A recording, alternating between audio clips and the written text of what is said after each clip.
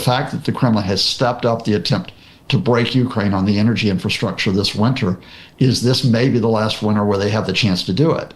Once you get into spring, things warm up, they've got to go back to the front lines where they're making very, very limited progress. I mean, extremely limited progress.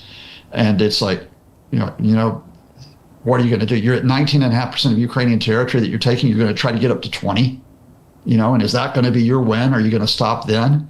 Are you going to try to get 21%? Or alternatively, can we get the Americans to give us Donetsk, right? So this is the critical point. I think there have been many critical points in this Russian full-scale invasion as we near the 4-year anniversary, but I think we're getting into a critical point over the next few months. I'm not sure the Russians can sustain this invasion once we get into the autumn.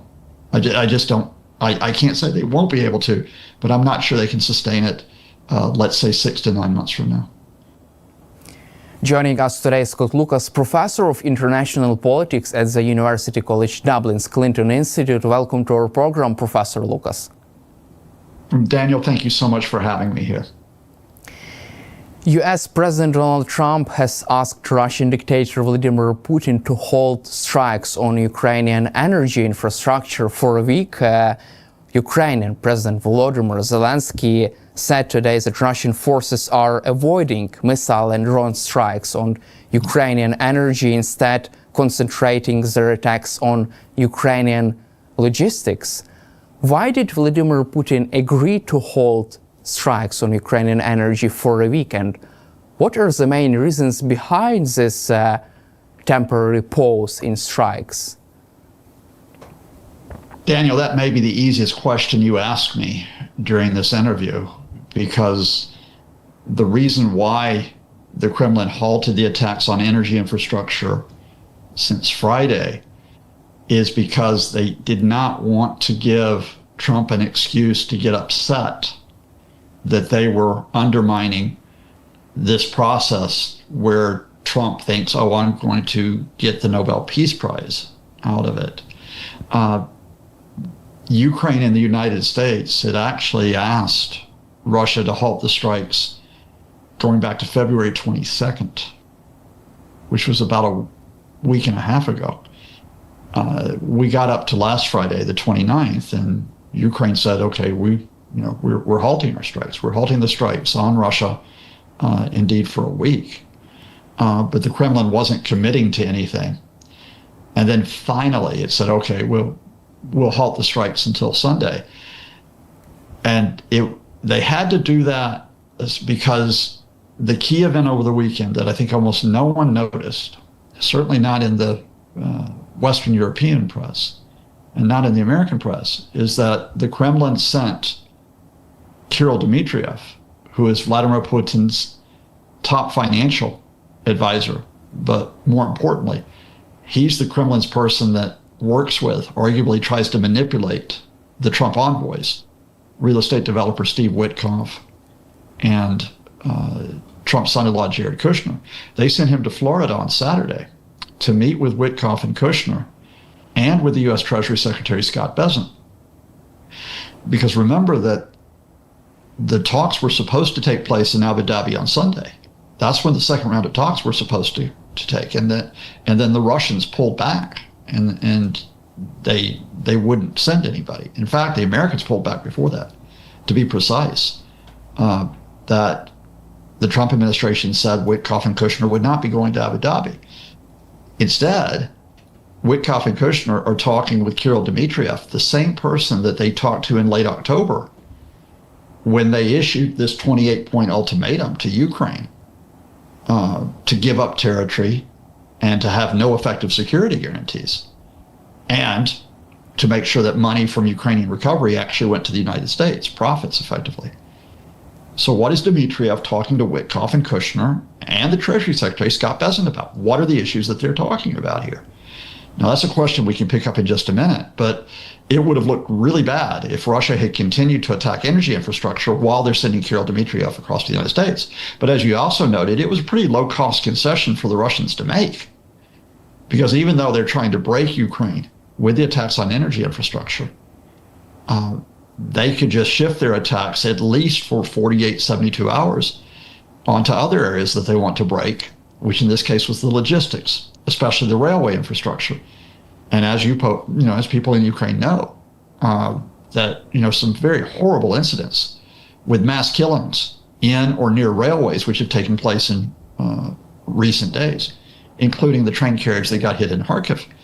And again, I'll emphasize, because even if they supposedly halted attacks on energy infrastructure, the Russians murdered at least 12 miners yesterday and injured around about 15 others in south central Ukraine when they hit a bus near the mines that they were trying to attack. So, yeah, it was a fairly low-cost state, quote, concession, if you want to call it a concession for Russia to make, because they're trying to get the diplomatic advantage back in the talks by manipulating the Americans and by forcing Ukraine to give up territory. Let's cover also this, we just discussed this so-called energy ceasefire. Could this pause in strikes on Ukraine mean any kind of possibility of diplomatic opening? Because Financial Times reported that this would be a test for Putin's willingness to settle the war, and The Economist reported that this could be a sign of hope or a positive hope for a lasting peace in Ukraine or full energy ceasefire. Diplomatic opening for what?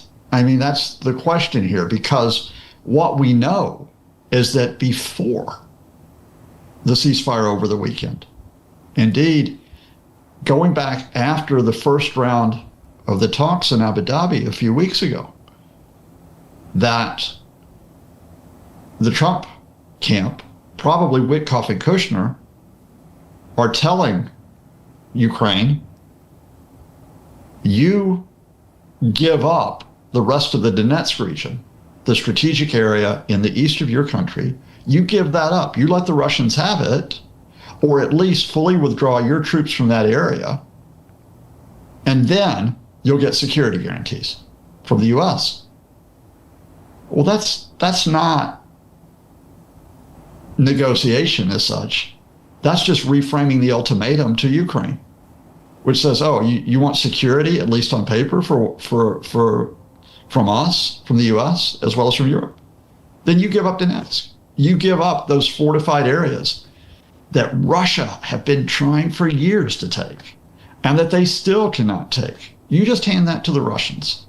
So no, with respect to the media reporting this, too often they get drawn into the idea of that these are negotiations where a deal might or might not be imminent, and they forget the fundamental here. The Kremlin has said clearly, we will not accept anything less than getting all of the Donetsk region, and we will not accept security guarantees that include, for example, European forces inside Ukraine. We will not accept these. And there's no sign that the Russians are going to compromise on this. Instead, what the Kremlin are trying to do is to use the Americans to force Ukraine into surrender on these key points. And we need to make that clear. That's what this is. Let's cover also another round of negotiations this week in Abu Dhabi.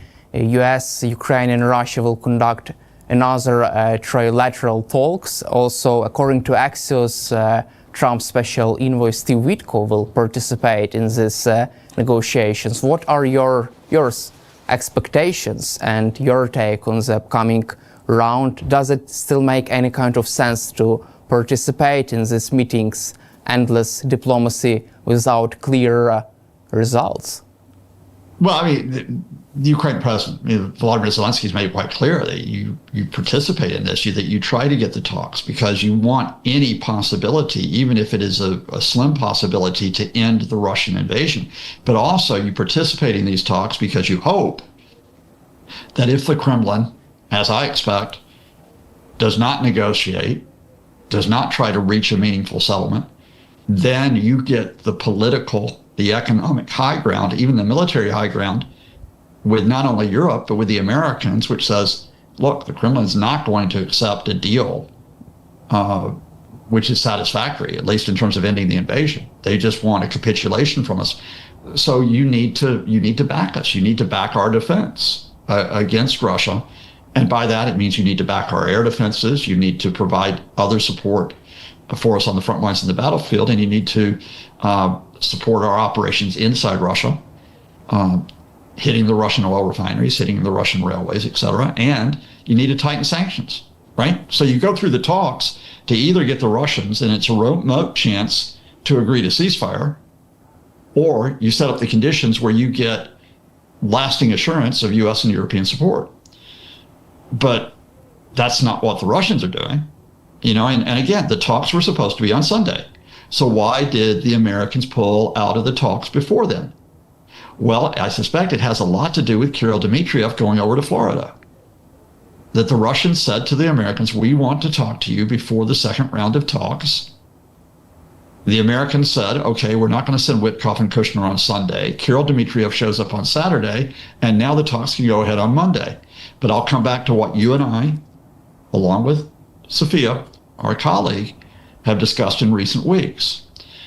At those Abu Dhabi discussions, are the starting point for the discussions the Ukraine-Europe proposals since late October, which include a ceasefire on the current front lines, a demilitarized free economic zone in Donetsk, but not one that's Russian occupied, security guarantees for Ukraine, including with European and U.S. participation, a meaningful Ukraine recovery fund, and Ukrainian control of the Zaporizhzhia nuclear power plant.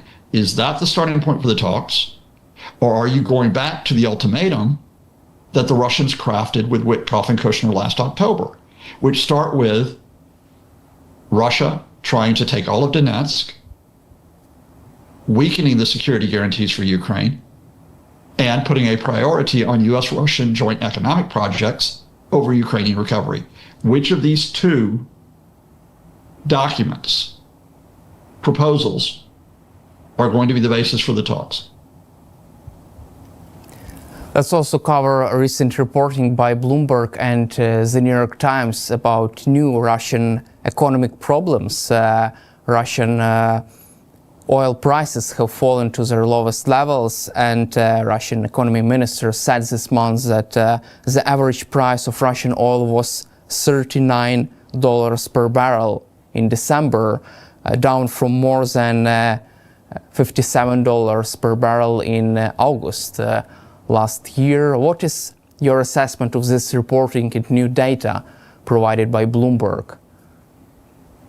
Well, I think the latest data on Russian oil prices shows that the Russians have got a serious issue with revenues, which we have known have been building for months. And the catalyst for this, it was the tightening.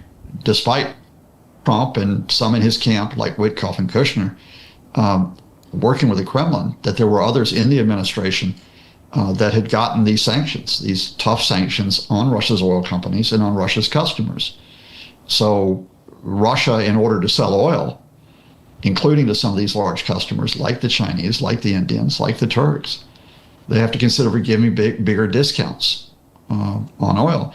I'm trying to remember the level, the oil price level in the Russian government budget. I think it's $59 per barrel, but I would have to double check.